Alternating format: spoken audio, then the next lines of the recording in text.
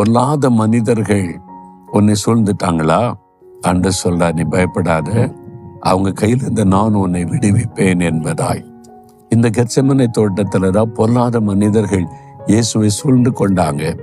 மத தலைவர்கள் இயேசு மேல பொறாம கொண்டு எல்லா ஜனங்களும் இயேசு இயேசு இயேசுன்னு போறாங்களே, நம்ம தேவாலயம் அதுல பெரிய நம்ம மத தலைவரா இருக்கிறோம், நம்ம எல்லாம் விட இயேசு பிரபலமாகிறாரே, பொறாமையினால இயேசுக்கு விரோதமாக எழும்பி கொலை செய்ய திட்டமிட்டார்கள்.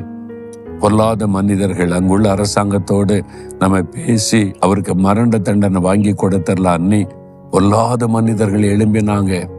அவரை கைது பண்ணினாங்க, அநியாய விசாரணை பண்ணினாங்க, குற்றமற்றவர் என்று தெரிந்து சிலுவையில் ஒப்பு கொடுத்தாங்க.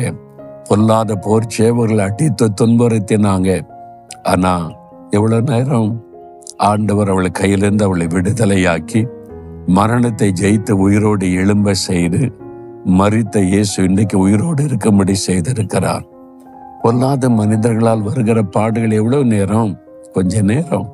ஒண்ணு பயப்படாதங்க. நிரந்தரமா உங்களை அடிமைப்படுத்த முடியாது, உங்களை வேதனைப்படுத்த முடியாது, உங்களை சிறுமைப்படுத்த முடியாது.